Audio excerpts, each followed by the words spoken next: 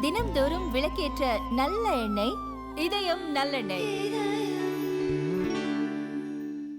தேசிய ஜனநாயக கூட்டணிக்கு பீகார் முதல்வர் நிதிஷ்குமார் ஒருபோதும் பலவீனமாக இருந்ததில்லை என்று லோக் ஜனசக்தி கட்சியின் தலைவரும் மத்திய அமைச்சருமான சிராக் பாஸ்வான் தெரிவித்துள்ளார்.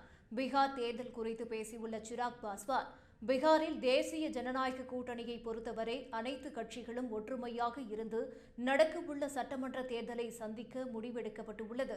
தொகுதி பங்கீட்டை பொறுத்தவரை கூட்டணியில் இருக்கும் கட்சிகளுக்குள் எந்த மோதலும் இல்லை. தேர்தல் நேரத்தில் கூட்டணியில் உள்ள கட்சிகள் தொகுதி பங்கீடு குறித்து தங்களது நிலைப்பாட்டை பொதுவெளியில் தெரிவித்தாலும் யார் எந்த தொகுதியில் நின்றால் வெற்றியடைய முடியும் என்பதற்குத்தான் முன்னுரிமை அளிக்கப்படும்.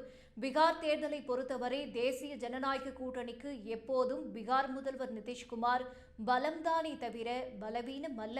வரும் சட்டமன்ற தேர்தலில் நான் போட்டியிடுவது குறித்து எந்த இறுதி முடிவும் எடுக்கப்படவில்லை. ஆனால் போட்டியிட விருப்பம் உள்ளது என்று தெரிவித்துள்ளார். மேலும் இண்டி கூட்டணியின் முதல்வராக தேஜஸ்வி யாதவை காங்கிரஸ் தலைவர் ராகுல் காந்தி அறிவித்திருக்க வேண்டும் என்றும், தேஜஸ்வி யாதவை முதல்வராக ராகுல் காந்தி அறிவிக்காததால் அவர் கண்டிப்பாக காயப்பட்டுள்ளார் என்று சிராக் பாஸ்வான் கூறினார்.